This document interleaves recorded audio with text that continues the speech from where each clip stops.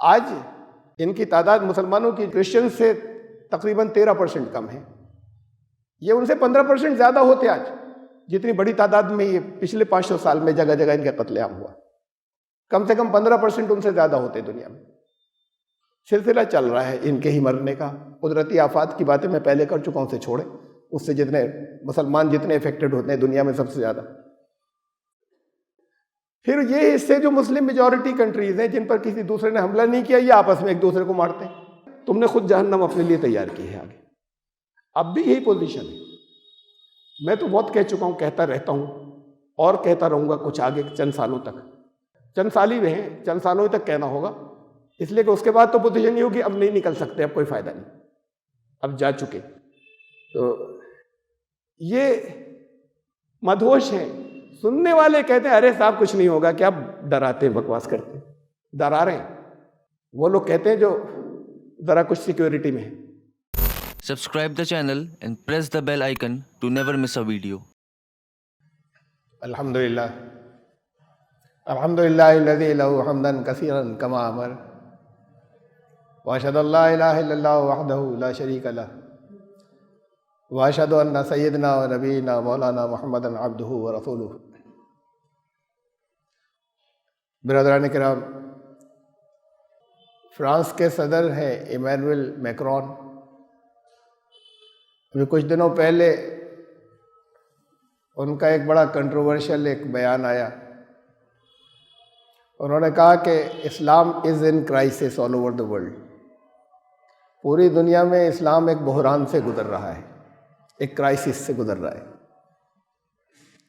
उस पर बड़ा सख्त रिएक्शन हुआ बहुत से अवाम का तो नहीं, लेकिन कुछ मुस्लिम मेजॉरिटी कंट्रीज़ के हुकूमतों का, पाकिस्तान, टर्की, मलेशिया। तो बड़ा सख्त उन्होंने उसका कुछ जवाब दिया या रद्द अमल ज़ाहिर किया। वो असल में उनका बहुत ज़्यादा कसूर नहीं है और इतने सख्त रिएक्शन की भी ज़रूरत नहीं थी। वो इस्लाम और मुसलमानों को अलग करके नहीं समझ सकते, और ऐसे ही तमाम दुनिया के अंदर लोग मुसलमानों से अलग करके इस्लाम को नहीं समझ सकते। तो ये अल्फाज की बात थी कि वो कहे मुस्लिम्स आर इन क्राइसिस, मुसलमान बड़े बहरान से गुजर रहे हैं, तो सब मुसलमान कहेंगे हाँ बड़ी मुसीबतें हैं, बड़ी परेशानियां सारी दुनिया में हैं। यही कहना चाहते होंगे उन्होंने, इस्लाम कहा। ये 500 साल से कह रहे हैं मुसलमान, वो कहते चले जा रहे हैं। हमें मत देखो, इस्लाम को देखो। इस्लाम को लोग देखने को नहीं है तैयार, ना इस्लाम को जानने को तैयार हैं, जब तक उनको कोई किसी तरह का कोई उनको इंस्पिरेशन नहीं मिलता, कोई तरगीब नहीं मिलती मुसलमानों को देखने के बाद। तो बहरहाल उन्होंने तो ये बयान दिया था। मैंने कहा अभी यहाँ पे कि इसमें इतना फैक्चुअल एरर या एक इतनी उनकी ज़बान के अंदर स्लिप या गलती थी कि मुसलमान क्राइसिस से गुजर रहे हैं, बहरान से गुजर रहे हैं। ये भी अब से नहीं, 500 साल से गुजर रहे हैं। अक्सर लोगों को दुनिया के मुख्तलिफ जगहों की तारीख नहीं मालूम कि पिछले 500 साल से पूरी दुनिया के अंदर हर खित्ते में, हर जगह पर मुसलमानों के साथ क्या क्या होता रहा है। बड़े लार्ज स्केल पर कत्लेआम, तबाह करना, औरतों की इज्जतें लूटना, निकाल देना, पूरी पूरी बस्तियों को ख़त्म कर देना, ये सिलसिला जारी है 500 साल से। अब इस वक्त मौजूदा दुनिया में कहीं कुछ होता है, उसकी खबरें आती हैं। पहले इतनी खबरें भी नहीं आती थी, चारों तरफ इतनी नहीं फैलती थी जहाँ जो कुछ होता था। वो तारीख का हिस्सा ज़रूर बनी वो चीज़ें, तो आपको तो मालूम होना चाहिए, इसलिए कि आजकल तो हर तारीख हर जगह की फ़ौरन मिल जाती है कि कहाँ क्या हुआ। अभी मैं 2-3 छोटे छोटे से वाक़यात का जिक्र कर रहा हूँ। अभी ऐसा हुआ कि बांग्लादेश के अंदर जो कई लाख रोहिंग्या मुसलमान इकट्ठा हो गए, उसके लिए उन्होंने एक जजीरा, एक टापू छोटा सा अभी नया वजूद में आया है, 2006 में समंदर में से निकला। हिमालय से जो रेत और चट्टानें और पत्थर आते रहते हैं वो उनसे उसकी फॉर्मेशन हुई और वो जजीरा एक टापू उभरा तकरीबन 40 स्क्वायर किलोमीटर का। भाषण 4 नाम है उसका। आधे घंटे का रास्ता है स्टीमर से बांग्लादेश के साहिल से। इन्होंने कहा कि यहाँ रोंगियास को वहाँ ले जाकर जितने यहाँ पर हैं वहाँ पर बसा देते हैं, सबको यहाँ आबादी से निकाल के वहाँ रख देते हैं। एक मुल्क के इंतज़ाम की हैसियत से तो अपनी जगह बज़ाहिर ठीक लगता है कि यहाँ के नेशनल्स नहीं हैं और उनसे कुछ परेशानियाँ दिक्कतें पेश आती हैं तो उनके लिए एक अलग जगह कर दें, एक कैंप हो गया। लेकिन आप लोगों ने काला पानी का नाम सुना होगा, जानते नहीं होंगे तो नाम सुना होगा। ये अंडमान निकोबार का नाम था।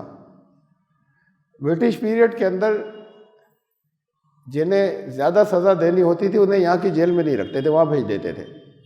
वहाँ कोई जेल नहीं थी, वो खुद जेल थी अंडमान निकोबार। वहाँ लोग मर जाते थे जाके। बहुत ही टफ थे वो, किसी तरीके से जंगली जानवरों से और जंगलों से और वहाँ के कीड़े मकोड़ों से बचा के, और फिर वहाँ की जो जिस तरह की भी कोई जंगली फल वल हो उन्हें खा पी के हर एक से अपनी हिफाजत कर आके बच जाते थे। उसमें कोई रहता नहीं था जब उस वक्त तक अंडमान निकोबार में।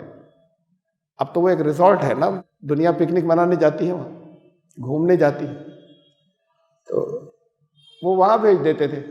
वहाँ उनमें से ज़्यादातर मर जाते थे, ज़्यादा दिन सरवाइव नहीं करते थे।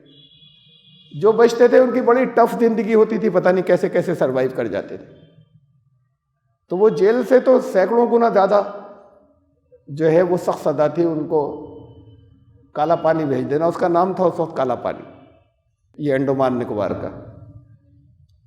ये बहुत से आइलैंड्स जो है, बहुत से जो इस वक्त मुल्क कहलाते हैं, वेस्ट इंडीज़ ऐसी बसा था।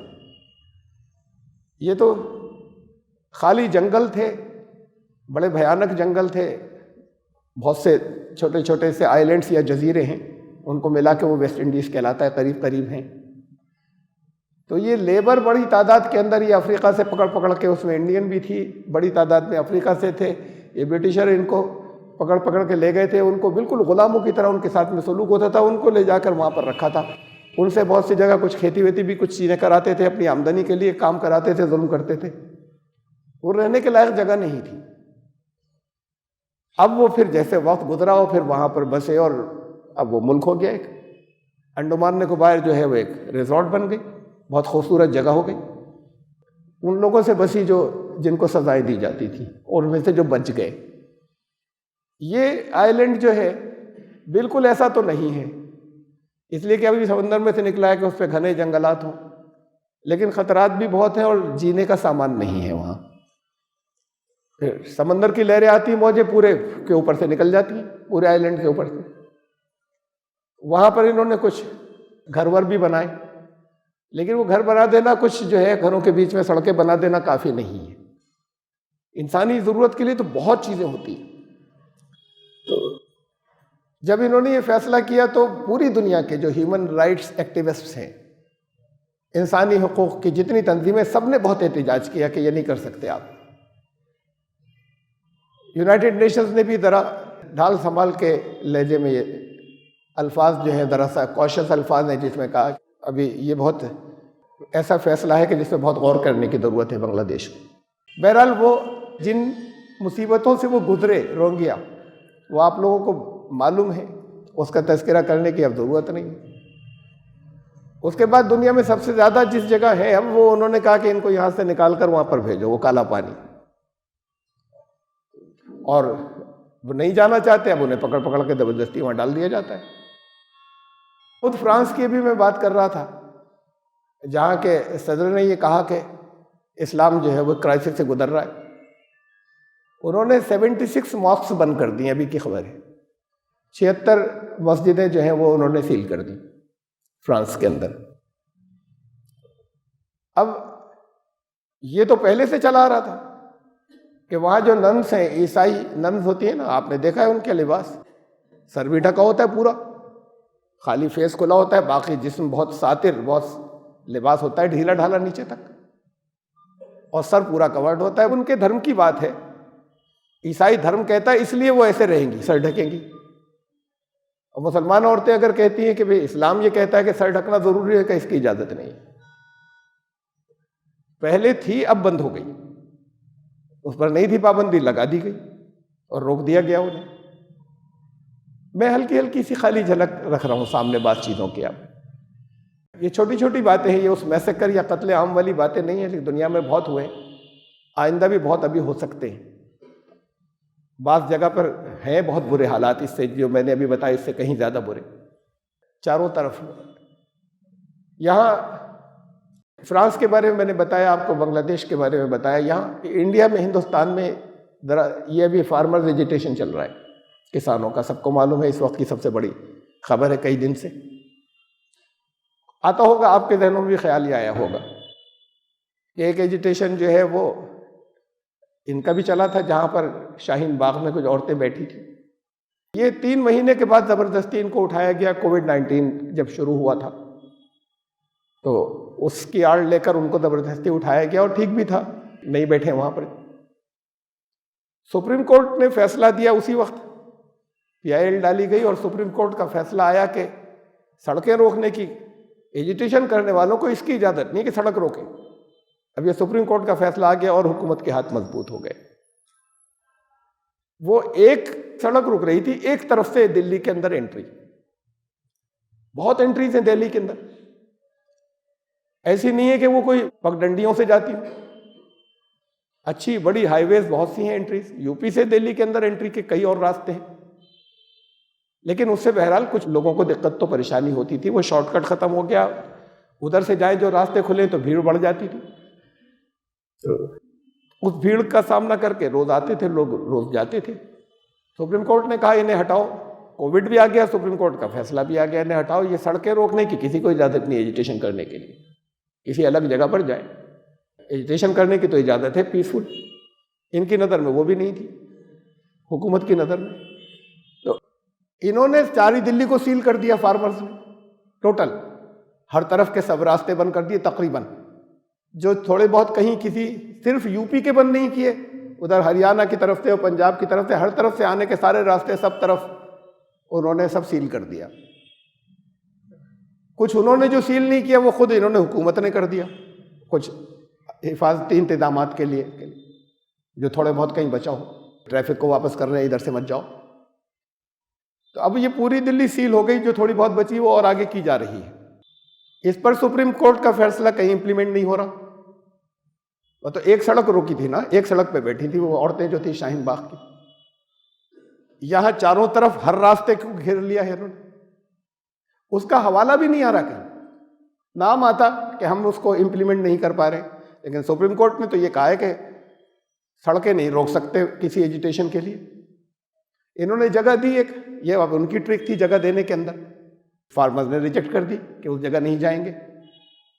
वहाँ बुरारी के अंदर वो जहाँ निरंकारियों का जो सबसे बड़ा जहाँ समागम लगता है, वहाँ लाखों लोग आते हैं, वो दिल्ली के बाहर है, बहुत टेक्निकली दिल्ली कहलाता है। तो बहरहाल उन्होंने बना कर दिया। उनका तो मकसद ही था, एजिटेशन का मतलब ये नहीं था किसी अकेले कोने में जाकर बैठ जाए। इनसे भी कहा जा रहा था, लेडीज से, इन्होंने भी मना किया था कि यहीं रहेंगे, एजिटेशन यहीं करेंगे। इसलिए कि यहाँ से लोगों को खबर जाती है, कुछ लोगों को दिक्कतें भी आती हैं तो उस पर तबसरे होते हैं, अच्छे हों बुरे हों चाहे जैसे हों, तो नोटिस लिया जाता है। किसी कोने में लोग मरते रहें, नहीं ले रहे नोटिस हम। उन्होंने भी मना कर दिया फार्मर्स ने।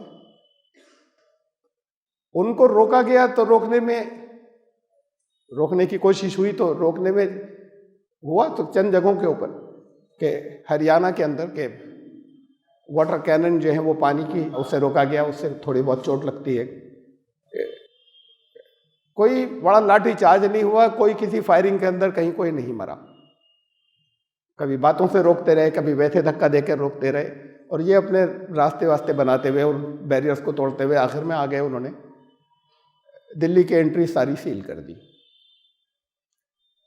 फार्मर्स जो कुछ कर रहे हैं, मैं उन पर एतराज़ नहीं कर रहा है, इस इशू में भी नहीं जा रहा कि वो उनकी डिमांड सही है या गलत है।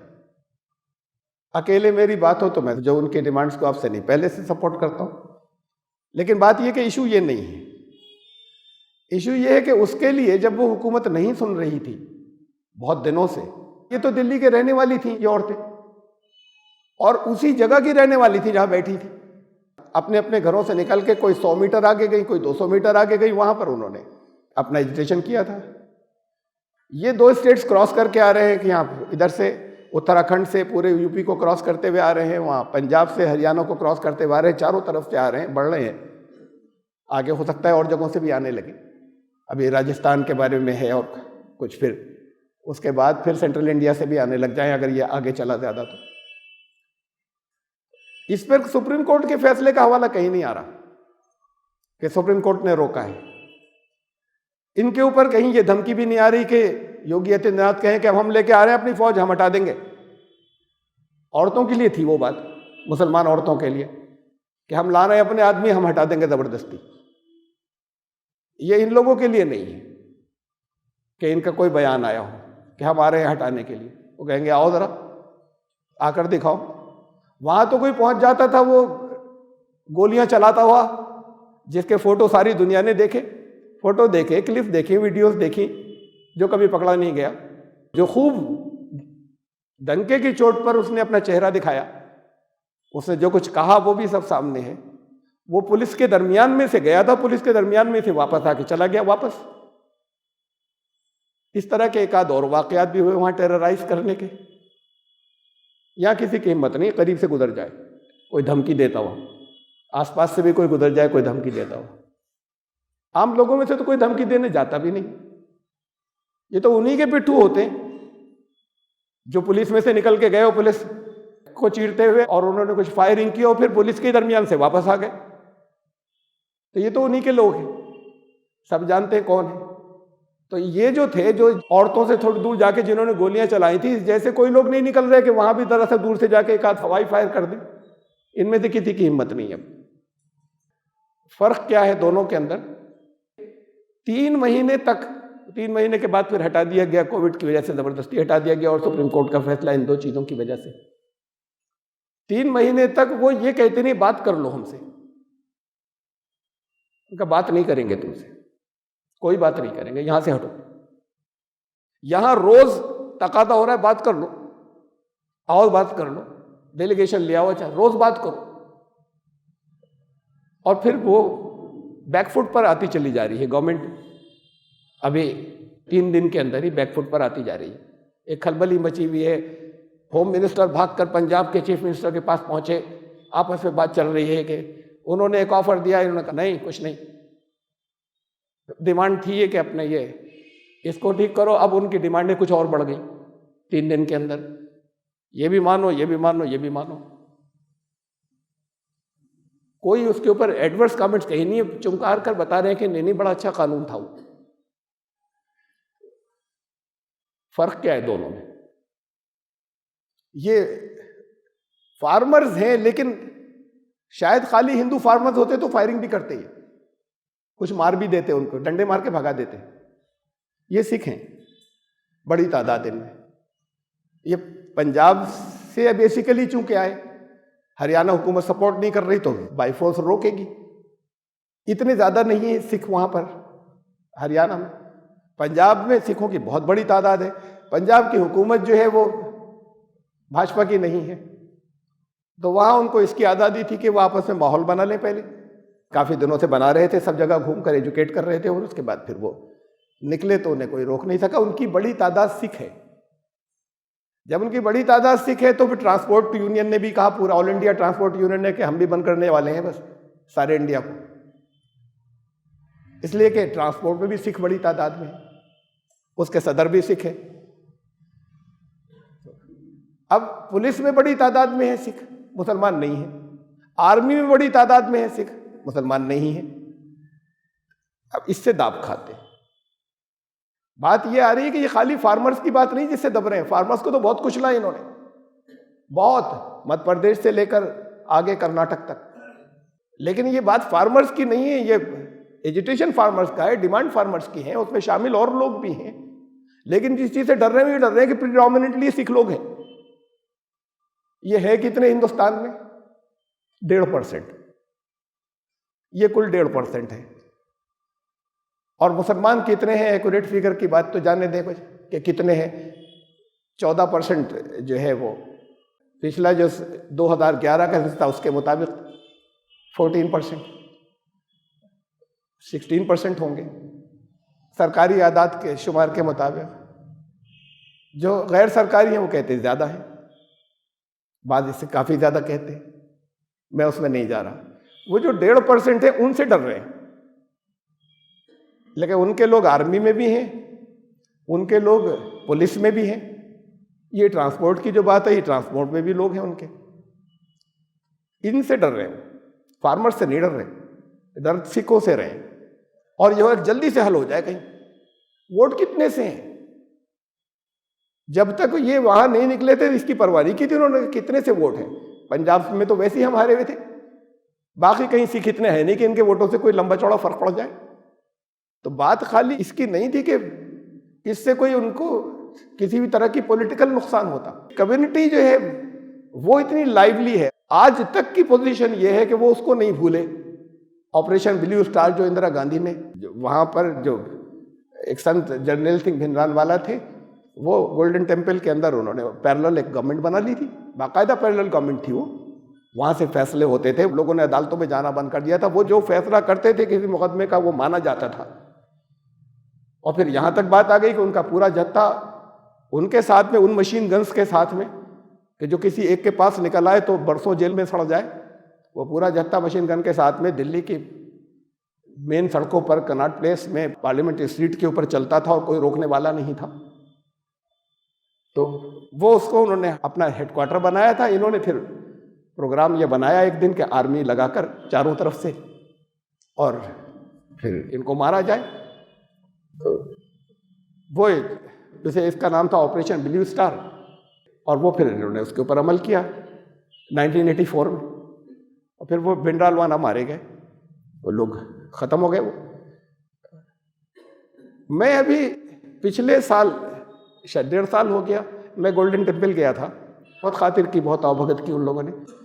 तो वहाँ के एक जिम्मेदार थे, बड़े दर्द के साथ में मुझे दिखा रहे थे निशान। अभी तक वो छोड़ दिए उन्होंने, बाकी सब कुछ ठीक करने में जगह जगह देखिए यहाँ पे गोलियाँ, यहाँ गोली लगी थी, ये देखिए यहाँ पर अभी तक उधला हुआ निशान है, यहाँ पर ये इन लोगों ने ये किया हमारे साथ में। ये इतने दर्द के साथ वो दिखा रहे थे। तो जो हिंदुस्तान से बाहर रहने वाले जितने सिख हैं, हर एक को उसका बेपना दर्द आज तक वो भूले नहीं, कभी उसको 1984 से आज तक नहीं भूले उस बात को। तो ये उनके अंदर है कि वो इस इश्यू के ऊपर के जहाँ पर कोई ये फार्मर्स एजुटेशन है, लेकिन कहीं सिख आइडेंटिटी को नुकसान पहुंच गया तो वो ये सारे खाली सिख नहीं है। इनके ऊपर तो इल्जाम लगे कि सब पैसे आ रहे हैं, ये शाहीन बाग के जो एजुटेशन करने वाली औरतें बैठी ना, बड़े पैसे आ रहे हैं बाहर से इनके खाना खाने के लिए। इनके पास, फार्मर के पास ओपनली आ रहे हैं, कनाडा से, यूएसए से, इंग्लैंड से वो ऐलान करके दे रहे हैं लोग कि हम भेज रहे हैं इतने मिलियन, हम भेज रहे हैं इतने, हम भेज रहे हैं, रोज खाने खिलाओ पकाओ। तो ये खुलकर भेज रहे हैं, इनकी हिम्मत नहीं है रोक दें, कि उसे रोक दें जब वो भेज रहे हैं इसके लिए। या इल्जाम लगते थे कि खुफिया रुपए आ रहे हैं बाहर से इनके खाने के लिए। अभी वहां पे लोग हैं, अगर खाने के लिए कहीं से आ रहे हैं तो क्या है, अब एक सैंपल इधर भी आ गया। शिकायत की बात नहीं है, फार्मर्स जो कुछ कर रहे हैं अपने हुकूक के लिए कर रहे हैं। जब कुछ नहीं सुना जाए तो जो कुछ कर रहे हैं वो पीसफुल हैं, ठीक कर रहे हैं जो कुछ कर रहे हैं। लेकिन असल बात तो मैं तो आपके सामने एक मुकाबला करना चाहता हूं, मुसलमानों की क्या पोजीशन है। उन्होंने कहा बात भी नहीं करेंगे तुमसे, 3 महीने तक इनकी डिमांड रही कि बात कर लो, उनका कोई बात नहीं होगी तुमसे। ये फर्क क्या है और क्यों है, ये मैंने सिर्फ 3 जगहों की हल्की फुल्की बातें रखी हैं आपके सामने।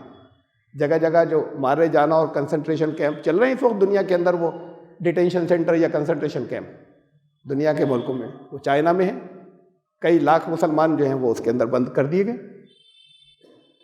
खबरें एक तो ज़्यादातर लोगों को मालूम नहीं होती, ये खबर तो लोगों को मालूम है, ये भी आप लोगों तक नहीं पहुंचती, अक्सरियत को नहीं मालूम, और मालूम होगी तो क्या कर लेंगे। ये कहते रहे ट्रम्प साहब, कहीं कहीं बीच में कह देते हैं कि बड़ा बुरा ना वो वीगर मुसलमान है, क्या ये वीगर मुसलमान जो हैं वो उनके साथ चीन बड़ा जुल्म कर रहा है। खुद ये ट्रम्प जो है, जो इनके इलेक्शन मैनिफेस्टो था या इलेक्शन के अंदर जिन नारों के साथ आए थे, जो इनकी पब्लिक स्पीचेज हैं, उसमें कहा था हम रोक देंगे सारे मुसलमानों को आइंदा यूएसए में एंट्री होने से मुसलमानों को, ये जो 2016 की उनकी स्पीचेस थी। और उसके बाद फिर उन्होंने कोशिशें की थी, कुछ बनाए थे कानून जिसका अब तक असर है। मुस्लिम मेजॉरिटी कंट्रीज की एक लिस्ट बना दी थी बहुत सौ के, 5 का तो ऐसा था कि इन 5 का तो कोई आदमी यहाँ पर नहीं घुस सकता बाइंदा यूएसए के अंदर। तो जिन्होंने खुद ये किया था वो कह रहे हैं वहाँ मुसलमानों के साथ बड़ा जुल्म हो रहा है। असल में तो इन्होंने भी प्रोग्राम जो कुछ भी बनाया था वो अपनी जगह, वहाँ पे जुल्म हो रहा है ये भी ठीक है अपनी जगह, लेकिन ये सिर्फ एक जगह थोड़ी हो रहा है, ये तो पूरी दुनिया में है, सारी दुनिया के अंदर है और तारीख में होता चला आया है। वो सब तफसीलात आपको नहीं मालूम कि कंबोडिया में क्या हो चुका है। बेपनाह ऐसा जैसे सफाया कर दिया जाए, सारी मस्जिदें तोड़ दी जाए, औरतों की बेहुरमती की जाए। क्या कुछ कंबोडिया के अंदर हुआ है, क्या फिलीपींस के अंदर हुआ है, क्या जापानी फौजों ने किया है, क्या जर्मनी ने किया है, क्या इटली ने किया है, क्या, ये तो बहुत लंबी लिस्ट है। फ्रांस के अंदर क्या, फ्रांस ने वहाँ अल्जायर के अंदर, अल्जीरिया के अंदर क्या किया जब उस पर कब्जा किया था इन्होंने, उस बीच के अंदर क्या उस वक्त शुरू का हिस्सा कैसा गुजरा, तब क्या किया था, वहाँ उन्होंने गुलाम बना कर रखा था, उस गुलामी में क्या क्या होता था। ये तो एक लंबी हिस्ट्री है जो चली आ रही है, लंबी भी नहीं, मैं बता रहा हूँ आपको कि ये 500 साल से है और ऑलराउंड है चारों तरफ। कुछ हिस्से बचे जो खास प्योर मुस्लिम एरियाज हैं जहां पर हमला करके उन्होंने कब्जा भी नहीं किया, जैसे लीबिया के अंदर बहुत अरसे जुल्म किया, इटली ने कब्जा कर लिया था, फिर बेपनाह जुल्म हुए। वो सारी दुनिया के अंदर कोई ज़ाब्ता नहीं होता, जब एक फौज किसी दूसरे मुल्क को फतेह करती है या वहां दाखिल होती है तो वो जो गुलाम होते हैं वो वाकई बदतरीन गुलामी मर्दों की भी और औरतों की भी वो होती है। तो ये होता रहा है, सिर्फ ये कि इतनी डिटेल मुसलमानों को पता नहीं, आम मुसलमानों निकालिए देखिए हर मुल्क का नाम डाल डाल के क्या क्या हुआ पिछले 500 साल में। अगर ये इतनी बड़ी तादाद में जितने पिछले 500 साल में मुसलमान ये कत्ले आम से जो मारे गए, आज इनकी तादाद मुसलमानों की जो है वो इनसे क्रिश्चियन से तकरीबन 13% कम है। ये उनसे 15% ज्यादा होते आज, जितनी बड़ी तादाद में ये पिछले 500 साल में जगह जगह इनका कत्लेआम हुआ, कम से कम 15% उनसे ज्यादा होते दुनिया में। सिलसिला चल रहा है इनके ही मरने का। कुदरती आफात की बातें मैं पहले कर चुका हूं, उसे छोड़े, उससे जितने मुसलमान जितने इफेक्टेड होते हैं दुनिया में सबसे ज्यादा। फिर ये हिस्से जो मुस्लिम मेजॉरिटी कंट्रीज हैं जिन पर किसी दूसरे ने हमला नहीं किया, ये आपस में एक दूसरे को मारते हैं। बुनियाद देखिए यहां से चल रही है। अब इकबाल ने शिकवा लिखा है, बहुत मशहूर है, बहुत लंबा है, एक मास्टरपीस है अल्लामा इकबाल का, जिसमें उन्होंने बहुत खुलकर अल्लाह से शिकायतें की कि हमारी ये हालत क्यों है, हमने क्या क्या किया। दश्त तो दश्त है, दरिया भी न छोड़े हमने, बहरे जुल्मात में दौड़ा दिए घोड़े हमने, जगह जगह पूरी एक बड़ी लंबी हिस्ट्री का हवाला दिया कि हमने क्या क्या किया है। रब तेरे दीन के लिए कोई नाम लेने वाला नहीं होता, हम नहीं होते तो फिर भी हमसे ये गिला है कि वफादार नहीं, तू भी तो दिलदार नहीं। इस दर्जे का अल्लाह से कहा है कि वो उस ज़माने के बाद उलमा बहुत बड़े लोग भड़क गए थे कि ये कैसी ज़बान इस्तेमाल कर रहे हैं। ये पूरा शिकवा सारा इकबाल का मास्टरपीस जो उनका माना जाता है। फिर जवाब शिकवा लिखा उन्होंने, अल्लाह की तरफ से जो जवाब आया, तुमने किया था, जिन्होंने किया था उनको हमने दी थी इज्जत, तुमने थोड़ी किया था, ये जितने हवाले दे रहे हो। तो बहरहाल ये शिकवा जितना है सारा एक शेर में गालिब ने रखा है उसे। गालिब बड़े अजीम शायर थे, एक शेर वो पूरा शिकवे को एक शेर में समेटा है, वो सारे को। इसलिए रख रहा हूँ, मैं शायरी नहीं कर रहा यहाँ पे, इसलिए रख रहा हूँ कि ये सारा ये जो कुछ हो रहा है उसको एक शेर में कहा है। वो सीन ये है, उस पर फिर कुछ बात हम करेंगे कुरान की। है आज क्यों जलील के कल तक न थी पसंद, गुस्ताखी फरिश्ता हमारी जनाब में। फरिश्ते की गुस्ताखी हमारे हुजूर में बर्दाश्त नहीं थी, अल्लाह को आज सारी दुनिया में जलील कर दिया है। आज क्यों जलील के कल तक न थी पसंद, गुस्ताखी फरिश्ता हमारी जनाब में। सारा शिकवा एक शेर में आया है, इकबाल का सारा शिकवा गालिब के एक शेर में।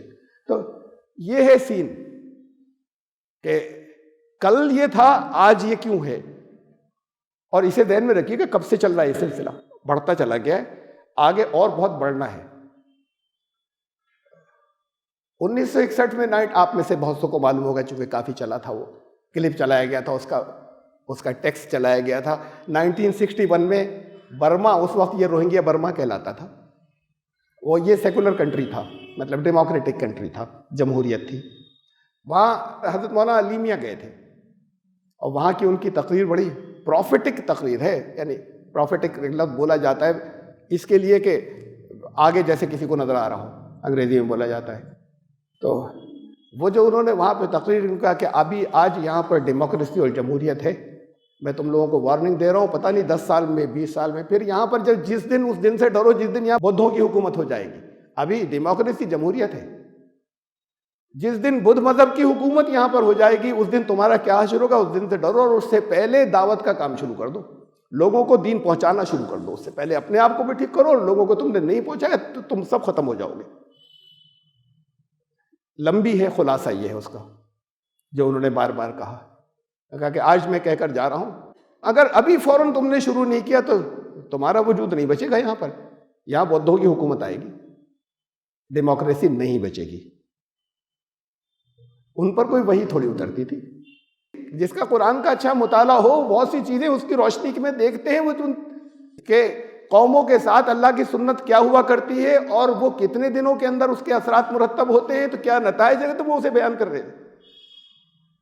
वो फिर ऐसे ही होना था जैसा उन्होंने कहा था। वहां सुनने की ये तकरीर कहा कि तुमने निकलने के बाद अगर अब ये नहीं किया कि खुद तो ठीक करो लेकिन यहाँ के लोगों को दीन बताओ, तुम्हारी ये जिम्मेदारी थी, तुमने नहीं किया तो यहाँ बौद्ध हुकूमत आएगी और तुम बर्बाद हो जाओगे, तुम्हारा वजूद नहीं बचेगा। ये 1961 में कहा था उन्होंने, तब वो बर्मा था। फिर वहाँ बौद्धों की हुकूमत आई, वो म्यांमार हुआ, और उसके बाद की इधर की करीब के दौर की चीज़ें आपको मालूम है। वहाँ पर एक जो मुसलमान है, ये रोहिंग्यास, ये पहली बार नहीं पिटे, इससे बदतर सलूक किया था जापान ने इनके साथ। ये जापान ने हमला किया था उस वक्त, ये चाइना का काफ़ी हिस्सा बर्मा, चाइना के कब्जे में था बर्मा का। जापान ने चीन पर हमला किया था, उसमें इस इलाके को भी जापान ने जीता था। जापान की फौजें जहाँ जा रही हैं बड़ी भयानक उन्होंने जुल्म किए। आज बड़ा पीसफुल मुल्क माना जाता है ना वो सब, वर्ल्ड वार की हार के बाद से बहुत भयानक जराइम है सब जगह। वो लरस लरस के सुनाते हैं हमारे, चूँकि ताल्लुक़ है तंजीम से कोरिया के लोग के, कोरिया को इन्होंने कब्जे में लिया था तो क्या क्या किया था औरतों के साथ और क्या क्या मर्दों के साथ, और क्या कैसे हमें गुलाम बनाया था जापानीज़ ने।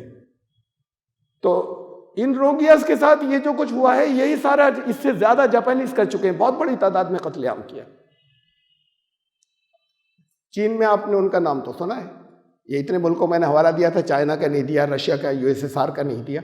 रशिया के अंदर चेचनिया, और चीन में ये वीगर मुसलमान जिनका ये अब डिटेंशन कैंप बन गए हैं, इन पे वो बाकी दुनिया के जो है उनके से, रूस के, चीन के, सब मुस्लिम मेजॉरिटी कंट्री से अच्छे ताल्लुकात हैं ज़बरदस्त।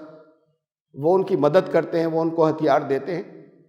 ये उस पर उनके लिए आवाज़ नहीं उठाते, उनके लिए ये कुछ नहीं कहते। और उठाएंगे तो क्या कर लेंगे, कहेंगे भी तो क्या कर लेंगे, सिवाय इसके कुछ अपनी मदद बंद कराएंगे।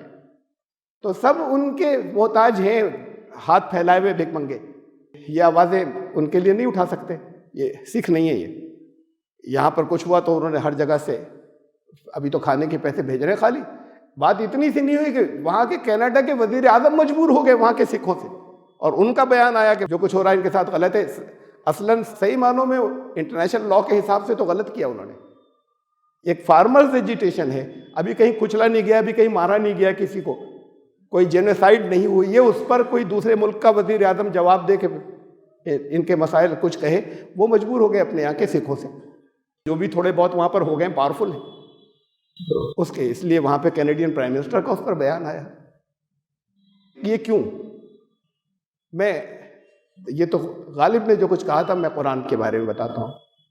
कुरान कहता है कि ये क्यों है, ये तुम खुद लाए हो अपने ऊपर मुसीबत, तुमने धीरे धीरे इसका सामान फराहम किया है, इसके ये हालात बनाने के अंदर तुम काम करते रहे हो, कोशिशें करते रहे हो कि ये हालात आ जाएं, तुमने खुद किया, कुरान कह रहा है। और लैसा बिज़ल्लाम लिल अबीद, और अल्लाह जो है वो तो जरा सा भी किसी पर जुल्म नहीं करता अपने बंदों पे। तो गालिब का शेर के हमारी ये हालत क्यों हो गई, अल्लाह ने जवाब पहले दिया हुआ था, तुम्हारी अपनी वजह से हो गई, तुम खुद लाए हो, इस हालत को लेकर आए हो। ये है ज़ालिका बिमा क़द्दमत ऐदीकुम, जो तुमने अपने हाथों से आगे भेजा था, अब तुम वहां पहुंचे तो मिल गया तुम्हें। वक्त से पहले तुमने भेज दिया था ये। तो ये तो तुम्हारा बनाया हुआ है ये सीन तुमने क्रिएट किया था, तुम्हें वो वक्त से पहले क्रिएट वहां हो गया था, तुम वहां अब आए हो, अब वहां पहुंचे हो, वक्त आगे बढ़ गया और पहुंचना था तुम्हें। लेकिन आमाल आगे जाते हैं, जन्नत जहन्नम बना देते हैं आगे जाके। तो तुमने ये जहन्नम अपने लिए खुद बनाई थी। और अभी कहीं कोई रवैये में फर्क नहीं आया दुनिया में। शिकायत तो है, कहीं डर है, कहीं कुछ तंजीमें खड़ी हो गई टेररिज्म के ऊपर आ गई, उससे भी नुकसान, ये जो डर कर बैठे में इससे भी नुकसान। लेकिन ये आगे उन हालात को बदलने के लिए भेजना शुरू कर दें, ये कहीं नहीं हुआ है, किसी जगह नहीं हुआ। वो जो मौलाना अली मियां वहां जाकर 1961 में कहकर आए थे, किसी जगह नहीं शुरू होता। तो ये तो अभी और इस जहन्नम की आग भड़का रहे हैं जो इनके लिए और आगे है, उसकी आग को हवा दे रहे हैं सब जगह। और शिकायतें चल रही हैं हमारे लिए, क्यों? हम तो आपके बंदे हैं, हम मुसलमान हैं, ये रहमतें हैं तेरी अखियार के काशानों पर, बर्फ गिरती है तो बेचारे मुसलमानों पर। ये उन लोगों पे, ये गैरों पे बड़ी इनायत हैं आपकी। वो शिकवे में कहा था उन्होंने, जिसे गैर कह रहे हैं उन्होंने वो अपने लिए बनाया है, और ये तुमने अपने लिए बनाई है जहन्नम। ये जहन्नम की आग और भेज रहे हो आगे, और भड़काने के लिए तुम वहां पहुंचोगे, आग और भड़की भी मिलेगी, उस वक्त कुछ कर नहीं सकोगे, पहुंचने के बाद निकलना नहीं होता। वजीया यौम एदिन भी जहन्नम ले आई जाएगी, उस वक्त जहन्नम ले आई जाएगी तुम्हारे पास। यौम एदिन यतज़क्करु इंसान अन्ना लहु ज़िक्रा, तब होश आएगा कि ये कहां पहुंच गए। अब होश आया, अन्ना लहु ज़िक्रा।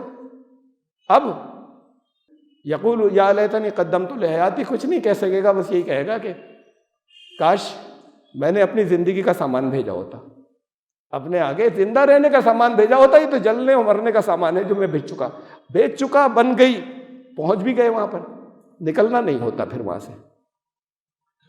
ये सिलसिला, ये यूगर की मैं बात कर रहा था, यूगर मुसलमान। एक हुई, आपने नाम, आप में से अक्सरियत ने नहीं सुना होगा, शायद कुछ लोग जानते हैं हुई मुसलमान। 1 करोड़ से ज्यादा है चीन में, इनका नाम नहीं मालूम अक्सरियत में से आपको। इनकी बड़ी लंबी हिस्ट्री है, इनके ऊपर भी जापानियों ने क्या क्या जुल्म किए, उसके बाद रूसियों ने क्या क्या, जब जापान ने हमला किया था, और जितना रोहिंग्यास के साथ किया इससे ज्यादा इनको बर्बाद किया था। सब मस्जिदें तबाह कर दी थी, सारी तोड़ दी थी। और वो गुलामी में जो जो कुछ होता है, मैं दोबारा उन अल्फाज को नहीं दोहरा, वो सब ये जापानी फौज ने किया था हुई मुसलमानों के साथ में। रोहिंग्यास के साथ भी किया था जब इधर के हिस्से में। वो चाइना के नॉर्थ वेस्ट के अंदर है, शुमाल मगरिब के अंदर है, वही इलाका उसके करीब का जहाँ पर ये रोहिंग्यास है। अब करीब का है ना, एक मुस्लिम इलाका ये, एक दूसरा था, अब तो वो बिखर गए जगह जगह हुए मुसलमान। इनकी 3 जंगें हुई हैं आपस में जबरदस्त, ये दोनों मुसलमान बड़े इलाके, 3 बड़ी जंगें इनकी आपस में हुई, एक दूसरे को मार रहे, एक दूसरे से लड़ रहे। यहाँ ईरान इराक लड़ रहे थे, यहाँ सऊदी अरब का एक ब्लॉक और एक ईरान के, ये उनकी लड़ाइयाँ चल रही हैं। दुनिया में जितना खून मुसलमानों ने मुसलमानों को बहाया है, ये सारे मजालिम जो हैं उन सबसे मिलाकर ये ज्यादा है। जितना मुसलमानों ने मुसलमानों के साथ में किया, उसकी अलग हिस्ट्री है, और आज तक जारी है, वो इस वक्त तक चल रहा है, इस वक्त भी दुनिया के अंदर ही है। तुमने भेजा है आगे। ये तो सिखों को नहीं मार रहे किसी जगह, हदिये के हिंदुओं को नहीं मार रहे, तो बहुत बड़ी तादाद है भाई, ज्यादा है। ये मुसलमानों को मार रहे हैं। तो ये तुम अपने हाथ से इस जहन्नम जो बना चुके हो, बन चुकी, उसमें हो, पहचान नहीं रहे। अब ये आग और भड़का रहे हो आगे के लिए। ये क्यों हुआ रोहिंग्यास के साथ में, ये क्यों हुआ? वही मुसलमानों की बहुत बुरी हालत है इस वक्त, बहुत मजालिम है उनके पास, वो दुनिया में नहीं आते, वो बिखरे में पूरे चाइना के अंदर इस वक्त। और ये उनके साथ जो कुछ हो रहा है वीगर के साथ में, ये क्यों हुआ? ज़ालिका बिमा क़द्दमत ऐदीकुम, तुम अपने हाथों से तुमने बनाया। तुम ये करते रहे आपस में, एक दूसरे से लड़ना, बड़ी बड़ी जंगें, ये तो करते रहे। ये नहीं किया कि दीन को जानते और फिर दीन की बात लोगों से कहते और दूसरों को बताते। जब नहीं किया, तुमने खुद जहन्नम अपने लिए तैयार की है आगे। अब भी यही पोजीशन है। मैं तो बहुत कह चुका हूं, कहता रहता हूं और कहता रहूंगा कुछ आगे चंद सालों तक। चंद साल ही रहे, चंद सालों तक कहना होगा, इसलिए कि उसके बाद तो पोजीशन नहीं होगी, अब नहीं निकल सकते, अब कोई फायदा नहीं, अब जा चुके। तो ये मदहोश है। सुनने वाले कहते हैं अरे साहब कुछ नहीं होगा, क्या डराते हैं, बकवास करते हैं, डरा रहे हैं।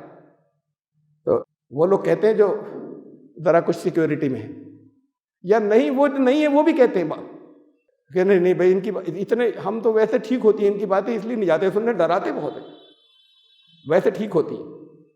तो बात तो यह है कि अल्लाह से ज़्यादा तो किसी ने नहीं डराया जो कुरान में अल्लाह ने डराया है,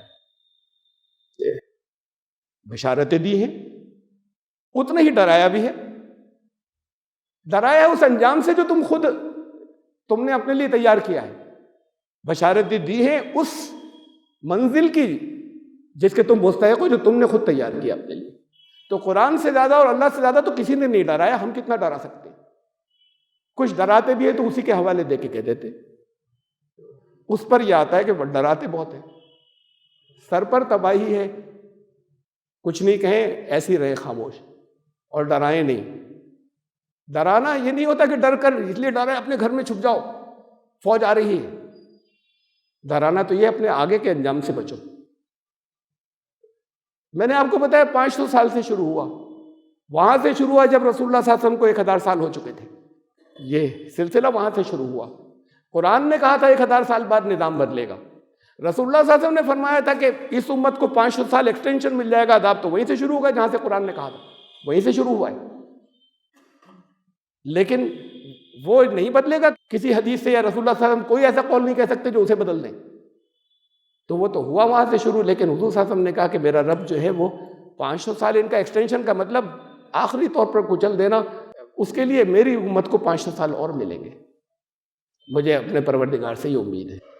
अब ये 500 साल खत्म होने जा रहे हैं, बहुत करीब में, अभी चंद सालों के अंदर है। चीज़ें बताएं डिटेल से लोगों को, बहुत समझाएं। इस पर कहते हैं कि डराते हैं, दहाने पर पहुंच गए होंगे। उस वक्त कहेंगे कि यौमइज़िन यतज़क्करुल इंसान अन्ना लहु ज़िक्रा, उस दिन इंसान कहेगा क्या करूं, ये तो अन्ना लहु ज़िक्रा। कुरान कहता है अब क्या फ़ायदा, अब तुम कुछ नहीं कर सकते, अब तो पहुंच गए ना। इससे पहले तो ये था खाली अरे कुछ नहीं होगा। ये वो कहते हैं जिन्हें कुरान का यकीन नहीं है, ये वो कहते हैं जिन्हें रसूलुल्लाह सल्लल्लाहु अलैहि वसल्लम की बात का यकीन नहीं है, सुनना नहीं चाहते। बहरहाल असल बात यह है कि इसे तय कर लीजिए, ज़ालिका बिमा क़द्दमत अयदीकुम, ये तुम अपने हाथों की कमाई भेज रहे हो आगे। ये बात सिर्फ उसके लिए नहीं है कि इस दुनिया के आगे की दुनिया के अंदर, वहां के लिए जा रही है। इस दुनिया के अंदर फैसले होते हैं जज़ा और सज़ा के, इस दुनिया में क़यामतें बर्पा होती हैं। जब जब बड़े फैसले आते हैं वो क़यामत होती है, उसे क़यामत सुग़रा कहते हैं, छोटी क़यामत। ये दुनिया में होती चली गई ये क़यामतें। जब कौमों के फैसले होते हैं, बड़े फैसले, वो क़यामत होती है। उसमें जज़ा और सज़ा, उसमें अच्छा बदला मिलता है, उसमें लोग अलग कर दिए जाते हैं। उसमें मजबूत ईमान वाले जैसे वहाँ होगा, ईमान वाले अलग कर दिए गए, एक साथ नहीं रहेंगे। आज सब मिले हुए ना, उसमें जो ईमान वाले अलग कर दिए जाएंगे, इनकार करने वाले अलग कर दिए जाएंगे, मुनाफिक अलग कर दिए जाएंगे, साथ नहीं रहेंगे। इनका कुछ और होगा, इनके लिए फैसला कुछ और है, इनके लिए फैसला कुछ और है, साथ में कैसे? यहाँ जो फैसले होते हैं उसमें भी यही होता है, अलग कर दिए जाते हैं। तो जो एक ईमान वाले हैं उन्हें अलग कर दिया जाएगा, भाई इनको सज़ा थोड़ी मिलेगी। जो कमज़ोर ईमान वाले हैं उन्हें अलग कर दिया जाएगा, मुनाफिकीन को अलग कर दिया जाएगा, और जो इनकार करने वाले इनमें से जो मुसलमान कहते हैं अपने आप को, उन्हें अलग कर दिया जाएगा। फिर सज़ा के ग्रेड होंगे अलग अलग उनके लिए, और इनके लिए बचने का सामान होगा। अगर अभी है जो ये दरमियान की जो मोहलतें होती हैं, वो हदीस जो है उससे पूछा रसूलुल्लाह सल्लल्लाहु अलैहि वसल्लम ने जो फरमाया, जिसके मैंने कहा कि 500 साल, अबू दाऊद में है, हज़रत साद बिन अबी वक्कास रज़ियल्लाहु अन्हु से रिवायत है, मैं अपने रब से ये उम्मीद रखता हूँ कि मेरी उम्मत उसकी नज़र में इतनी गई गुजरी, इतनी गिरी पड़ी तो नहीं हो जाएगी, आजिज़ और बेहकीकत, कि वो उसे आधे दिन की मोहलत और न दे। पूछा कि आधे दिन का मतलब है 500 साल, तो इतनी मोहलत उसको, मोहलत वार्निंग के लिए होता है लफ्ज़। मोहलत का मतलब फंसने जा रहे हो कहीं और मोहलत दे दी। मोहलत का पीरियड इसलिए होता है कि कुछ लोग निकल आए उस बीच में से, इसलिए होता है। और मोहलत इसलिए होती है कि जो जिन्होंने तय कर लिया हमें नहीं निकलना है, वो फंसते चले जाएं, अपने अंजाम को पहुंच जाए, इसलिए होती है मोहलत। तो अभी मोहलत में बहुत कम वक्त है, चंद साल बाकी। वहां डेमोक्रेसी, जमहूरियत खत्म होके बौद्ध हुकूमत हो गई। फिर आपने देखा वहां क्या हुआ। यहां भी डेमोक्रेसी, यहां तो सामने से नजर आ गया, यहां भी डेमोक्रेसी का नाम लेते हुए खत्म हो गई। मैं खाली नहीं कह रहा, ये तो जज कह चुके, सुप्रीम कोर्ट के रिटायर्ड जज कह चुके, ये बड़े बड़े इंटेलेक्चुअल्स कह चुके, ये ह्यूमन राइट्स एक्टिविस्ट्स कह चुके, ये कि खत्म हो गई डेमोक्रेसी, नाम है। और ये नाम की भी खत्म हो जाएगी। तो डरे उस वक्त से जब यहां पर ये डेमोक्रेसी नाम की भी नहीं होगी। वहां बुद्धिज्म था, यहां हिंदुत्व होगा। उस वक्त फिर बचने का रास्ता नहीं होगा। है तो अभी है, जिसका दिल चाहे मेरे ऊपर एतराज कर लीजिए और कह दीजिए यहाँ ऐसे कहते हैं बस, और जिसका दिल चाहे बचने का सामान कर लीजिए। अच्छा, बचने का सामान क्या? मत मानो इसे कि ऐसा जो मैं कह रहा हूं, ये तो लाजिम था जो मैं कह रहा हूं, ये तो करना था। जहन्नम आगे नहीं आ रही हो तब भी करना था कि तुम हो उम्मत वो जिसे उखरिजत लिन्नास, दुनिया के इंसानों के लिए लाया गया है, तुम्हें उनकी भलाई के बारे में सोचना है। तो ये तो हर एक पर लाजिम था, ये तो करना ही था, चाहे ये सारी बातें ना आए समझ में, किसी अनजान नहीं सब ठीक रहेंगे, रहो ठीक। इसका हिसाब तो फिर देना पड़ जाएगा। तुम समझ रहे हो यहां कुछ नहीं होगा, अभी तो यहां देना पड़ेगा हिसाब। यहां नहीं देना पड़ेगा तो आखिरत में देना पड़ेगा। बड़े बड़े शायद बहुत से जिन्हें हमारी हुस्न ज़न के तौर पे, जिन्हें हम अल्लाह वाले समझते हो, बड़े, मैं सबको नहीं कह रहा, लेकिन शायद वह ऐसे भी निकले बहुत बड़े बड़े जिन्हें हम अल्लाह वाले समझते हैं हुस्न ज़न से, उनकी नमाजों की वजह से, उनकी इबादतों की वजह से, शायद वो ये जवाब न दे पाए कि तुम जिन लोगों के साथ में रहते थे उनको भी बताया था, और वो गरेबान पकड़ने के अगर ये बताते तो शायद हम मान चुके होते। वो जब गरेबान पकड़ेंगे वो शायद, यानी ऐसा, ये तो हमारी नज़र में यहाँ कौन अच्छा कौन बुरा, वहाँ फैसले तो इन उसूलों पर होंगे। और ये बता दिया गया उसूल, तुम्हारा तो ईमान नहीं माना जाएगा जब तक तुमने जिहाद नहीं किया। लड़ाई नहीं, जिहाद का मतलब ही लड़ाई नहीं। जब तक दीन के लिए लगातार एफर्ट्स नहीं की तो तुम्हारा तो ईमान भी नहीं माना जाएगा। हम हसीब तुम अन तदखुलुल जन्नत, तुमने ये समझा जन्नत में चले जाओगे, वो तो कलमा पढ़ा है तुमने। ये इनसे कहा जा रहा है जो अपने आप को ईमान वाले कहते हैं। वलम्मा यालमिल लदीना जाहदू मिनकुम, अभी अल्लाह ने ये तो चेक किया नहीं कि तुम में से जिहाद कितनों ने किया था। वो जिहाद जिन्होंने नहीं किया था वो जन्नत में नहीं जाएंगे। पढ़ लीजिए अपनी, चाहे जितनी नमाजें पढ़ी हो, पूरे रोजे रख लीजिए, वो लाजिम है। वो नहीं किया तब भी उसका हिसाब देना पड़ेगा, और फिर ईमान वाले ही नहीं बचेंगे। ईमान वाले अगर दीन के लिए जिहाद नहीं किया तो कुरान कह रहा है कि ईमान वाले नहीं, तुम्हें जन्नत में एंट्री नहीं मिलेगी। तो मेरे अल्फाज नहीं, लोग इसे तो नहीं देखते और इसे नहीं पढ़ते। वो तरह तरह की जो झूठी बशारतें चारों तरफ फैला दी गई है ना, तरह तरह से चीज के ऊपर, जो है खाली ये पढ़ लो तो जिंदगी भर के नहीं, वो पिछले 20 साल के गुनाह भी माफ और अगले भी माफ। आगे जो कुछ भी करोगे करते रहना, अगले 2 साल के गुनाह माफ। जो कुछ कुरान कह रहा है उन हकीकतों को देखें और समझें। तो ये तो तब भी जरूरी था अगर इन बातों पे नहीं यकीन हो जिससे मैं डरा रहा हूं। और डराना इसीलिए होता है, इसलिए होता है कि मुझे यकीन है, अल्लाह का शुक्र है, मुझे यकीन है इस बात का कि मैं बचूंगा। आप में से बचेंगे बहुत से लोग। डराना इसलिए है उनके बचने का सामान कर लें जिन्होंने नहीं किया अब तक। ये ऐसा ही होता है कि चंद दिन की मोहलत भी लोगों को लगता है कि नहीं कुछ नहीं हो रहा, ये सामने से जो मोहलत मिली भी, इस मोहलत से कुछ वापस आ जाएंगे, कुछ घिर जाएंगे। ये मोहलत इसलिए होती है, कुरान ने कहा है इसलिए होती है ताकि ये और अपनी हलाकत का सामान थोड़ा और करके और पहुंच जाए अपने अंजाम को। तो ये अपनी हलाकत का और सामान कर रहे हैं। जिनकी समझ में आएगा वो दरमियान से लौट आएंगे, इसलिए मोहलत हुआ करती है। अल्लाह ताला आपको जिससे इस मोहलत से फ़ायदा उठाने की ज़रूरत है, फ़ायदा उठाने की तौफीक अता फरमाए। बारकल्लाहु लना व लकुम व लिल-इन्नहु तआला जवादुल करीम।